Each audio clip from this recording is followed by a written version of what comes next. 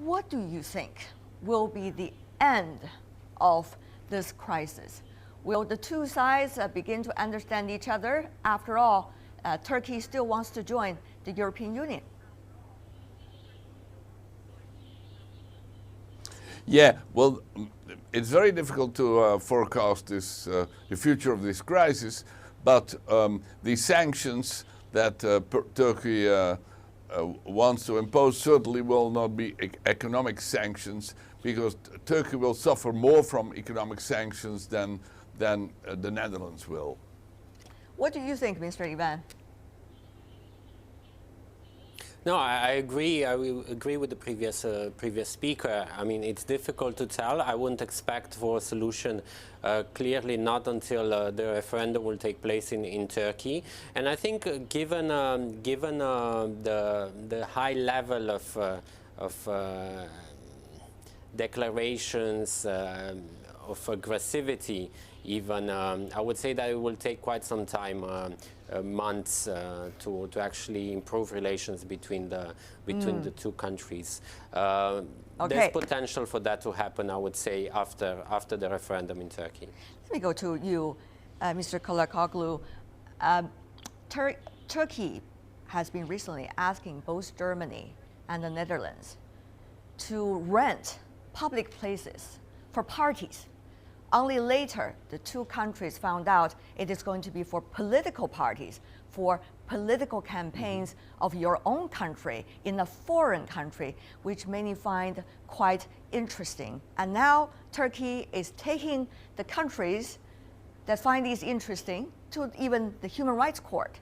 Many people find this second step extremely interesting. Sir, what do you make of the logic behind these steps? Actually, until now, this is not first time Turkish politicians are campaigning in European countries. Recently, since 2010, there were several elections in Turkey. So Turkish diaspora living in European countries have a chance to vote in their living countries. And also Turkish politicians, many Turkish politicians went there and also made some political campaigns there. So Turkish government point is here. Why some European countries are against or to prevent Turkish politicians making campaigns there. So that's why Turkish government is getting angry from the reactions and decisions from Germany and the Netherlands, because this was, for Turkish understanding, this was against the propaganda for democracy, campaigning for democracy, and also there are several violations of basic human rights. Okay. Plus, there are some violations of some diplomatic rules and applications. As this is a discussion program, we want to give everybody equal airtime, particularly when there is a crisis. Mr. Fennema, your reaction here? Yeah. Well, the irony is, of course, that according to Turkish law, the Turks are not supposed to campaign for political reasons in foreign countries, so that's one. But from the point of the Dutch government, it was particularly awkward, because the Turkish government wanted to campaign in the middle of the elections in Holland, and the elections were actually very, very tight, because an anti-Islamic and an anti-immigrant party might be the largest one. So the Prime Minister prohibited the campaigning for the Turkish minister, and by doing so actually won the elections in Holland. That's the double irony of this issue. The Turkish government intervened in Holland and made the Prime Minister the largest party. Okay, Mr. Ivan, of course, you are not necessarily the two direct parties involved, but European Union certainly have a say. Both the EC and also the European Commission have been talking about this, suggesting, of course, it seems to be on the side of the Netherlands. So what do you make of the latest development, Mr. Ivan? Well, I would say that campaigning for politicians to campaign in other countries, it's not unusual. I mean, many European politicians campaign also in the diaspora. In other countries. That's not unusual, but obviously these sort of things have to be coordinated with the host government where that diaspora lives. And I think this is where the conflict appeared. The Dutch had certain requirements. Turkey was now willing to listen to them. There were threats that were made, and in the end, from what we see, the Netherlands decided actually to show who's the sovereign in the country. Turkey actually seems to have overplayed its hand in this. Now, obviously, Turkey is a very important country for the EU. It's a partner country. It's an associated country that actually still negotiates entering the EU. The EU is very much interested for these tensions to die down, for the situation to calm itself. It has made several statements calling for the two sides to try to lessen this conflict, but it has also criticized some of the rhetoric coming from Ankara. The question really is, can it calm down, Professor Colakoglu, because your president called the Netherlands a place of Nazis, and also Germany a place of Nazis. And of course, Germany is extremely sensitive to phrases like this. So can they calm down? Actually, in that stage, also during the crisis, there were some war of words between two sides. So then President Erdogan made some statements disturbed by the European side, particularly the Dutch side and also the German side. So this is not new thing. So the President Erdogan is very, in that sense, having some extreme statement for some certain issues.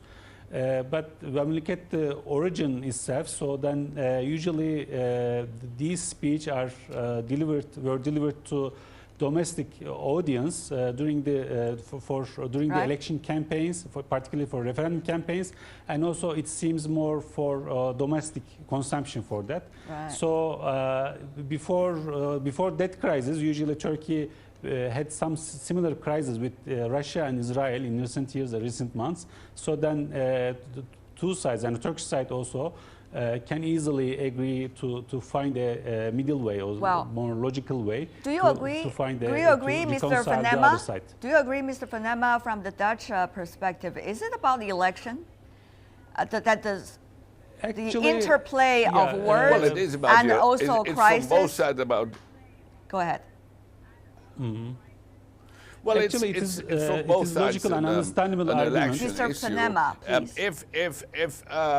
If the prime minister had allowed the Minister of Foreign Affairs or the Minister of Family Affairs to campaign in Holland, that would certainly have played into the hands of Mr. Wilders, who is extremely anti-Turkey, Turks, and that would not be very good for the future relations between Turkey and Holland. So the fact that the Prime Minister decided to not allow the ministers to campaign in Holland, in the long run will benefit the relations between Holland and Turkey. That sounds ironic, but it's true. Well, we'll see how they play out. But as both of you mentioned, Mr. Erdogan, the president of Turkey, who has benefited domestically from the role with Mr. Rutte, has decided to take on all the European Union, particularly Germany, which has had similar run-ins with Ankara over campaigning in Germans, a large Turkish community. The Turkish president said Angela Merkel, the German chancellor, was no different from the Netherlands, and urged immigrant Turks not to vote for the government and the races in upcoming European elections. Mr. Ivan, it's very interesting that a foreign leader would have comments about elections in other countries. What defines as interference? Will European countries, between European countries and also between European countries and Turkey, begin to go on with this whenever there is political campaign? What does that mean? Well, certainly a lot of the rhetoric coming out from Ankara You're asking me? is totally unacceptable. Mr. Ivan? And it's not helping bilateral relations between the EU and Turkey, or between European countries and Turkey. And hopefully the situation will. You can't say hopefully. I mean, sir, you are doing European studies research. You can't say hopefully. What does hopefully mean? Well, it's a hope. Where is the solution? Yes. Where is the solution? I mean, the words are already reaching here. The solution is to have. The solution would be for politicians to be more careful in the sort of declarations that they're making. I mean, obviously, I am expressing a personal hope on this. I cannot influence President Erdogan. Well, you cannot. What about Professor Colakoglu? Can you influence your president, Mr. Erdogan, before the April referendum? Will these rhetorics continue? Do you think that's part of his strategy? Actually, there is no expectation for very drastic change of expression or discourse of the politicians before the referendum in Turkey in mid-April. So we need to wait for one more month until the end of the referendum in Turkey. So afterwards, I think that both sides, the Dutch side has now more free hand. Prime Minister Rutte had a clear election victory, and also he will continue his position as a prime minister. So after the election, the referendum also in Turkey, so there will be no government change, just the constitutional amendment.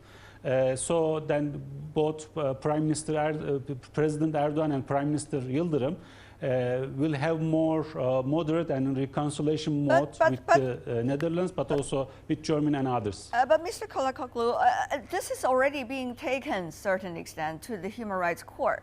Once it is in the court, things are likely to continue to spiral, sometimes could be even out of control. So you are saying things will calm down, but I just don't see it. Can you explain how they would calm down if it really goes to court and accusation from both sides would go on as a result of the court? Actually, Turkey's main rejection or main reaction to the Netherlands, the ill treatment to their Turkey's minister, family minister, and also Turkey's diplomats working in the Netherlands. So Turkish minister was blockaded by Dutch security forces to reach the Turkish Consulate General in Rotterdam, and also Turkish diplomats had some restrictions during that night, the event at the time. So Turkey was angry about that and also demanding an apology from the Dutch side. So, but on the other, so then if two sides can sit together and also negotiate, maybe I think if there is an end of the war of words after the election processes in two countries, then there will be hope, because two countries have very deep-rooted relationships. It is true. It is true. We all understand. We all understand there are deeper relations, but it seems that the politicians are willing to go an extra mile to destroy these relations before a necessity of election. And Mr. Fennema, do you think things will calm down as Mr. Colakoglu trying to massage and explain here? Will it be as easy as that? I mean, before April, are you guys prepared for some further rhetorics?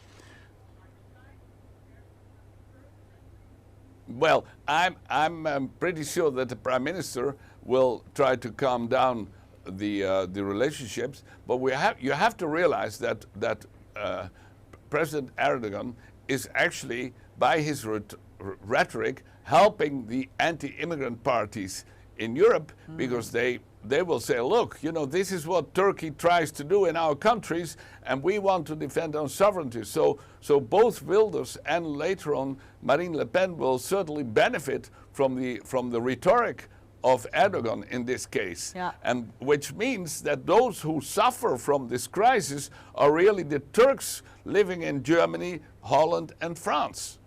Did you get that, Mr. Colakoglu? Is that the logic? Briefly. Actually, I think Turkish government is just focused on to get more yes vote for the referendum campaign, because now in Turkey for yes and no campaigns there is very light margin for two sides. So particularly the support from the European Turks, the Turks living in European countries, are very critical. I think both President Erdogan and also Turkish government in general now have focused on the more yes vote rather than, I can say, reactions from the populist and far-right leaders in Europe. So this is the Turkey's and Turkish government priority right now. Yeah, Mr. Colakoglu, after 15 minutes into discussion, you become really a straight talker, telling us exactly what are the reasons behind everything right now. I want to go to you, Mr. Ivan. I mean, for the European Union, your relations with Turkey has been complicated, to say the least. On the one hand, Turkey willing to join the European Union, accusing European Union not fulfilling its promises of letting Turkey become a member. On the other hand, Turkey and the European Union working together on the immigration or the refugee issue. Turkey is a very important country as a result of that. You guys also pay Turkey for that. So very complicated and neutral needs on both sides. What will this mean? This exchange of rhetorics, to say the least, mean really for the future of relations between Turkey and the European Union? Well, certainly the conflict, the diplomatic conflict between Turkey and several European member states doesn't help relations between the EU and Turkey. We have seen decisions taken in solidarity, for example, from Denmark in solidarity with the Netherlands. It is not helping also Turkey's cause in relations with the EU. It's not unlikely to see actually a strengthening of the positions of those countries and those European leaders who are opposed to future membership of Turkey in the European Union, which in any case was not going to happen anytime soon.